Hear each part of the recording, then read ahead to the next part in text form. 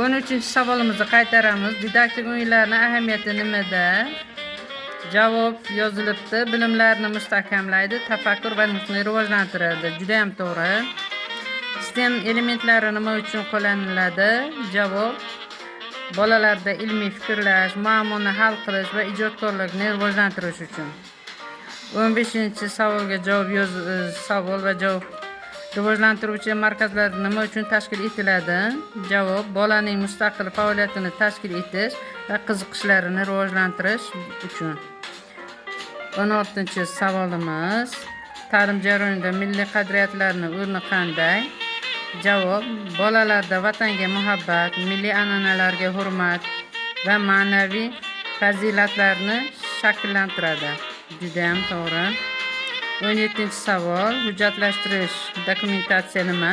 Javob yozilibdi. Bolalarning faoliyati va rivojlanish jarayonini foto, video, rasm va yozuvlar orqali qayd etish. Juda ham to'g'ri. 18-savolimiz.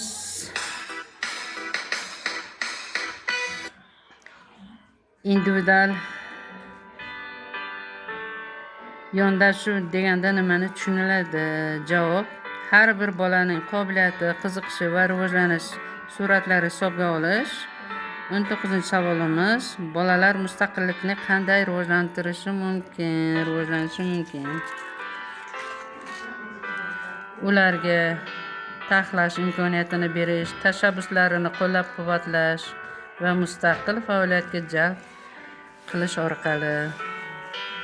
Juda ham to'g'ri. 20-savolimiz. Pedagogning kasbiy mahoratini oshirish nima uchun muhim?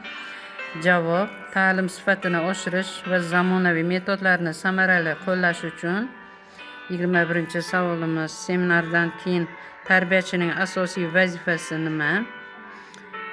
Javob berishibdi. Olingan bilimlarni kundalik ta'lim-tarbiya jarayonida amaliyotga tatbiq etish. Juda ham to'g'ri yozilibdi. Xo'p, 22-savolimizga Regio Emila va Ilk qadam dasturining umumiy jihati nimada? Javob yozilibdi. Har ikkisi ham bolaga yo'naltirilgan ta'limni, ijodkorlikni, mustaqillikni va faol ishtirokni qo'llab-quvvatlaydi. Juda ham to'g'ri. Oxirgi savolga seminardan qanday xulosa chiqarish mumkin degan savolimizga javob yozishibdi. Takomillashtirilgan Ilk qadam milliy o'quv dasturi 3-nashr hamda Regio Emila pedagogik yondashuvlarini samarali qo'llash orqali maktabgacha ta'lim sifati oshadi. Bolalarning har tomonlama rivojlanishi, ijodkorligi va mustaqil fikrlashi yanada takomillashadi. Juda ham to'g'ri savollar berilgan, savollarga to'g'ri javoblar berilgan. Barchangiz uchun rahmat. Juda ham to'g'ri savollarga javob yozibsiz. Rahmat.